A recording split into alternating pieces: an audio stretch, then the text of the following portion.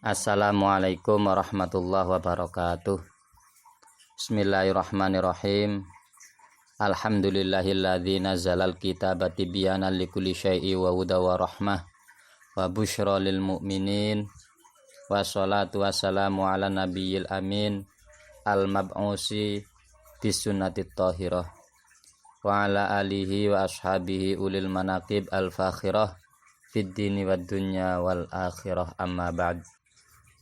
Yang saya muliakan dosen pembimbing mata kuliah pendidikan Pancasila Muhammad Nurkholis As-Siddiq, Magister Pendidikan, dan yang saya hormati mahasiswa-mahasiswi program studi pendidikan agama Islam Madin, Fakultas Agama Islam Universitas Kiai Haji Abdul Wahab Hasbullah. Kami dari kelompok 4 terdiri 1 Nurito, 2 Husni Tawiyah, 3 Ustadz. Kami akan menerangkan Pancasila sebagai sistem filsafat.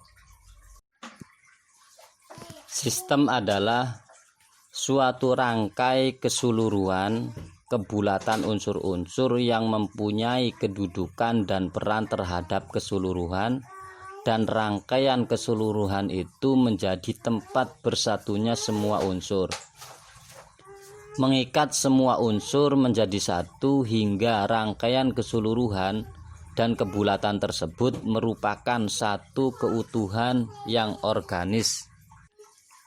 Jadi unsur-unsur itu terangkai menjadi satu kesatuan dan terstruktur menjadi suatu yang terorganisir atau tertata sesuai fungsinya. Sedangkan kata filsafat berasal dari kata Yunani filosofia yang berasal dari kata kerja filosofein yang berarti mencintai kebijaksanaan. Kata tersebut juga berasal dari kata Yunani filosofis yang berasal dari kata kerja philein yang berarti mencintai, atau philia yang berarti cinta, dan sophia yang berarti kearifan. Dari kata tersebut lahirlah kata Inggris filosofi yang biasanya diterjemahkan sebagai cinta kearifan. Jadi kita dapat melihat artinya filsafat dari dua sisi, yaitu sebagai metode atau cara dan sebagai hasil berpikir. Filsafat sebagai metode atau cara berpikir adalah cara atau proses berpikir sedalam-dalamnya atau mendasar sampai pada hakikat daripada objek yang dipikirkan.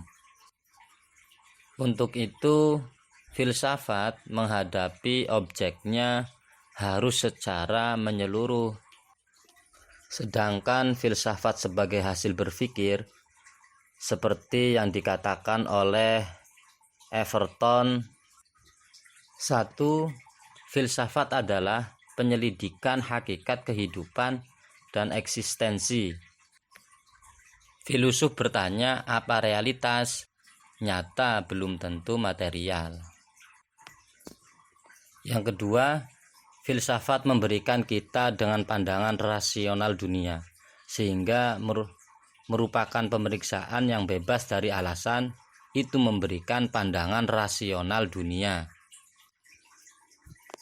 Yang ketiga, filsafat adalah interpretasi kehidupan, nilai dan makna. Jadi, filsafat adalah wajar yang masuk akal, keyakinan yang wajar atau pengetahuan intuitif. Pemahaman yang tepat tentang filsafat adalah dukungan yang besar untuk kesatuan tujuan bersama.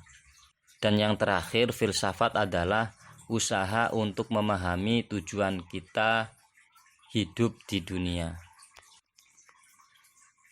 Berdasarkan pengertian filsafat tersebut di atas, maka filsafat Pancasila pun dipandang dari dua sisi, yaitu sebagai objek dan sebagai subjek. Filsafat Pancasila sebagai objek adalah Pancasila dikaji sedalam-dalamnya untuk memperoleh pengetahuan mengenai Pancasila itu sendiri. Pancasila sebagai subjek adalah peran Pancasila sebagai suatu sistem filsafat guna mengarahkan atau menuntun kehidupan pribadi manusia, perseorangan, masyarakat, bangsa, dan negara, dan kemanusiaan pada umumnya.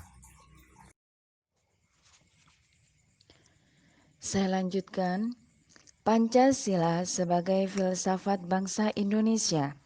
Artinya, Pancasila sebagai dasar filsafat negara adalah sama dan mutlak bagi seluruh tumpah darah Indonesia. Tidak ada tempat bagi warga negara Indonesia yang pro dan kontra, karena Pancasila sudah ditetapkan sebagai filsafat bangsa Indonesia. Selanjutnya, dasar Pancasila sebagai sistem filsafat. Yang pertama, praktis fungsional adalah tata hidup masyarakat Indonesia. 2. Formal konstitusional adalah pengakuan bangsa Indonesia Pancasila sebagai dasar negara. Yang ketiga, psikologis dan kultural. Bangsa dan budaya Indonesia sederajat dengan bangsa dan budaya manapun. Yang terakhir, potensial filsafat Pancasila akan berkembang bersama dinamika budaya. Hakikat Pancasila meliputi 1. Abstrak sebagai hakikat jenis atau hakikat umum yang mengandung unsur-unsur yang sama, tetap dan tidak berubah. Menunjuk pada kata ketuhanan, kemanusiaan, persatuan, kerakyatan, dan keadilan. 2. Pribadi sebagai hakikat yang memiliki sifat khusus, artinya terikat kepada barang sesuatu. Menunjuk pada ciri-ciri khusus sila-sila Pancasila yang ada pada bangsa Indonesia, yaitu adat istiadat, nilai-nilai agama, nilai-nilai kebudayaan, sifat dan karakter yang melekat pada bangsa Indonesia. Yang ketiga, konkret, bersifat nyata sebagaimana dalam kenyataannya, terletak pada fungsi Pancasila sebagai dasar filsafat negara. Dilanjutkan dengan hakikat Pancasila.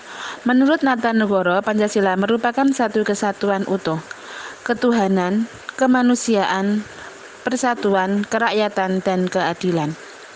1. Sila yang teratas melandasi sila yang ada di bawahnya.